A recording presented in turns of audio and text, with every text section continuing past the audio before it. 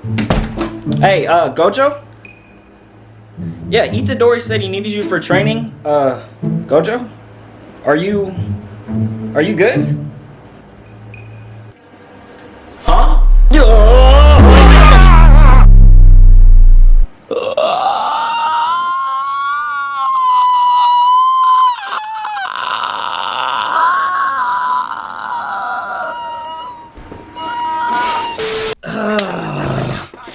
Yes, sir. It's Gojo Satoru season. Yes, sir. Yo, what is up, guys? Today, I want to do something a little bit different. I have not done on my channel ever, really. I want to start doing, bro. I want to start doing something different on my channel. Today, I want to talk about Gojo Satoru, the strongest sorcerer in Jujustu Kaisen. Okay? Now, these type of videos is essentially I'm just gonna sit down and just talk in front of the camera with you guys, all right? And I wanna try to make that as entertaining as possible. So if you want to see it, let me know. If you don't want to see more of these, then let me know too. I just want to sit down and talk about Gojo. I want to talk about his powers and his abilities. I want to explain them as best as I can, and I also just want to basically explain Gojo and go over why I think Gojo might be one of the strongest anime characters we have seen. You know what I'm saying? So far, Gojo's literally one of those characters, bro, who, like, you know those characters in anime who like warp space and time, bro? Like, y'all see this mic? Y'all see this mic right now? Gojo will like bend this shit, bro. Like the space around the mic, bro. This man Gojo's powers, it's kind of hard to explain because I don't know why the author wanted to put math in the shit. I don't know. He just did. Yeah, so Gojo comes from a very prestigious, rich family of Jujutsu sorcerers, and even among like the rich, prestigious, talented, super powerful family, Gojo's like leagues above all of them. Gojo's like, he's basically like a cut above the rest of the best among the best. He's literally the first, I'm pretty sure it was stated he's one of the first in 100 years, bro, to possess the six eyes and the limitless at the same time. That's insane. That's literally like he was born to be a prodigy, pretty much, is like what they're saying. Like, he's basically perfect in every way. Yeah, I don't know, his abilities are kind of hard to explain. Wait, hold on. Before we continue, I got all this juicy anime content on my channel you haven't watched, okay? 98% of the people watching right now aren't subscribed, so here's what I need you to do, alright? Click the subscribe button, click the like button, turn on notifications, and go watch my other videos after you finish this one, alright? Anyways, let's get back to the video.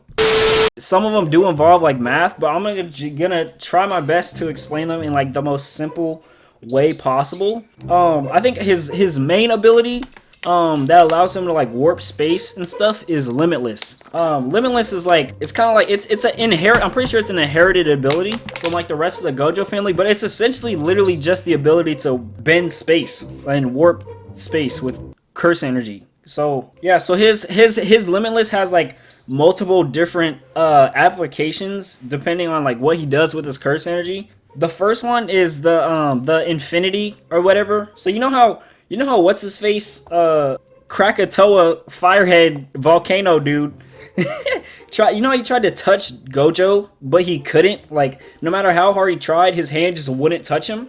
So that's called the infinity, and essentially what it is, it's like, y'all see these water bottles, bro? So imagine that this is Gojo, this right here is Gojo, and then this right here is his opponent. There's a set like finite amount of space between these two water bottles, between Gojo and his opponent. There's a set finite amount of space. This right here is the space. Every single time that Gojo's opponent tries to close in on that space and get closer to the space, essentially what Gojo does is he uses his curse energy and his limitless, and he divides the space an infinite number of times, and it gets smaller every single time. So he divides the space by an infinitesimally small amount of infinite times. And so what he's essentially doing is he's every single time that the opponent is approaching Gojo, he's dividing the space over and over and over again. He's doing that constantly, and because of that, you know, when you divide something in two, right, it creates two things, right? If I was to split this water bottle in half, there'd be two sides of the water bottle. So whenever Gojo divides this space in half with his limitless, it creates an extra space, and he does that an infinite number of times. So it's just constant tiny. It gets smaller every time though, so it's like it's a constant division of tinier and tinier spaces, and it goes on infinitely. It does not stop, which is why it doesn't matter how like close you try to move to Gojo, you'll never reach him, because he's going to infinitely create space between you and him no matter where you try to go. He can choose what touches him and what doesn't, essentially. So it's like, this is what I'm saying, like Goku is pretty fucking strong, right? But Goku tries to punch Gojo. It doesn't matter how strong or powerful you are. If you can literally warp the space between you and your opponent's fist, how do you hit him? Like, you know what I'm saying? He uses this power to warp space in like different. He applies it in different ways. So he has this technique called like what's it called? It's called like hollow curse lapse blue or some shit like that. It's like a blue curse technique. And what he's essentially doing here is, it's kind of hard to explain, but it's essentially Gojo uses his limitless to create an infinite impossibility in our reality. Something like, I don't know, something like negative distance, right? Let's just imagine that this is like, I don't know, this is this water bottle, and then this is you. It doesn't matter where you go on the earth. You could be here, you could be here, you could be here, here, here. It doesn't matter where you go on the earth. You will never be a negative distance from this object. You will always be some type of positive distance from this object. You cannot, there's no such thing as negative 2 feet, right? You can't be negative 2 feet from this object. Let's just take like a, I don't know, like an apple. Let's just pretend like this is an apple. This, like one apple.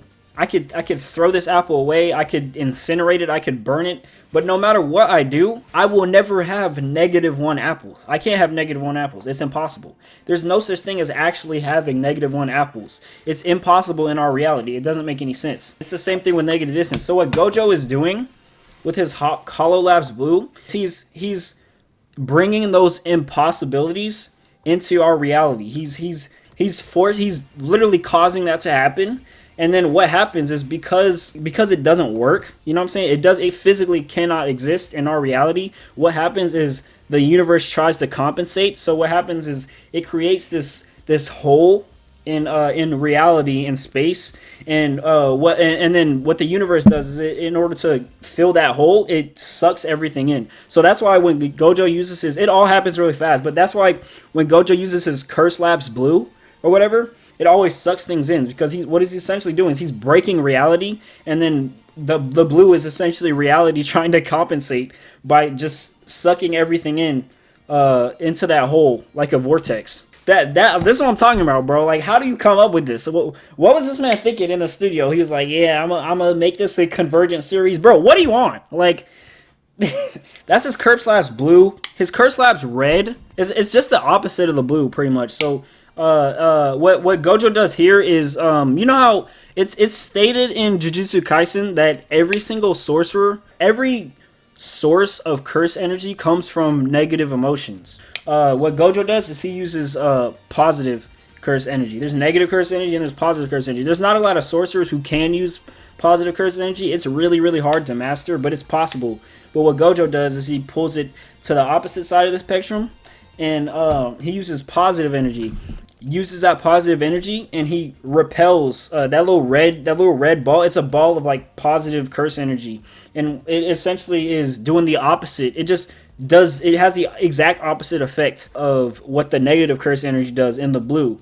It has the exact opposite effect. It instead of pulling things in, the universe repels the shit. You know how you saw Gojo like hold that red ball, and then what's his face, that volcano dude was like get it blown back, like that was the Curse Lapse Red or whatever. I forgot what it's called. And then he has Hollow Lapse Purple, which we saw him use against Hanami. He just combines them. Like, it's just a combination. You know, red plus blue equals what? Purple, right? Mind blown. So he combines the two skills. Through combining these skills, he essentially everything in that purple like ball of curse energy essentially gets deleted from existence. Like it doesn't get destroyed, it doesn't get burned, it doesn't get vaporized. No, it literally just gets deleted from existence. Like it does not exist. If you touch that purple ball, you don't exist. I wouldn't even say destroys matter. It just makes it not exist. Like I don't know how to explain it. He combines these two impossibilities together, and it creates this ball of things that just destroys. I wouldn't even say destroys, just completely deletes. It just deletes everything in its path.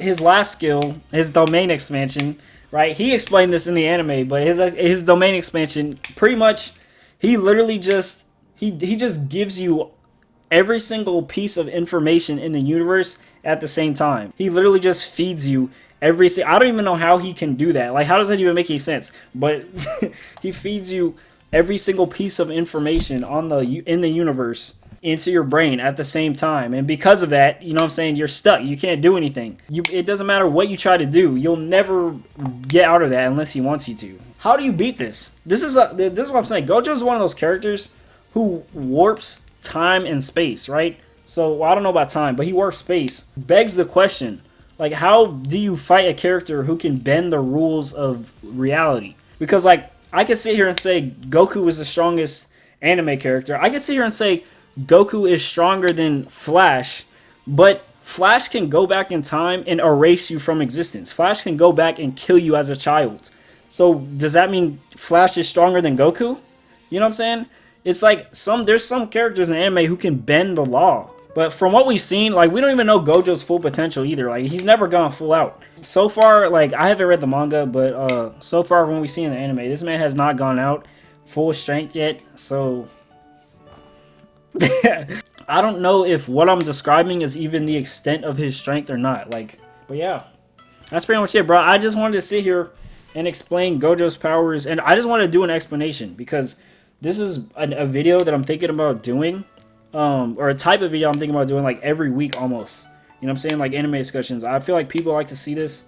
They also like to see top 10s. I don't know if I'm going to do that because that's kind of oversaturated. But I'm also I'm starting to get into more animes that aren't just shonen. I used to just only watch shonens, but until like just now, I'm just now starting to watch more shows. Slice of life shows, isekais, fantasy and stuff like that. I'm really now just starting to expand my anime genre knowledge, so I feel like I can do these discussions more openly about these animes because I'm watching anime more as and don't get it twisted, bro. I was watching it before, but it was only the action stuff. Yeah, but now I'm watching anime like not even the action ones. You know what I'm saying? I'm hooked, bro. I'm a weeb, like. But yeah, that's pretty much it, guys. So anyway, if you liked the video, like it, nigga, like it. Be sure to comment, be sure to subscribe. I already remind you of this, but make sure to go in the comments and tell me what you guys want me to talk about, what videos you want me to make, what type of videos you want me to like go over and stuff like that, because I really appreciate it. And I want to know what you want to watch. But I've already explained this many times, but I'm not gonna sit here and make the same video over and over again. Like if I see a video that does well, like how to kick like Rock Lee, that video that I made, if I see a video like that does extremely well, I'm not just gonna sit here and post a bunch of different videos, how to kick like Sanji, how to kick like Deku, how to kick like this, how to do this, how to kick like that, how to train like, no. I'm not gonna box myself in. I'm sorry, I can't. So even if the video does well, don't get it twisted, I'll still post videos like that, but I'm not about to sit here and make the same video over and over again because I don't want to box myself in, you know what I'm saying? But yeah, that's pretty much it, guys. Like I said, like the video, subscribe, all that good stuff. And yeah, I gotta do these discussions more, but I will see you in the next one.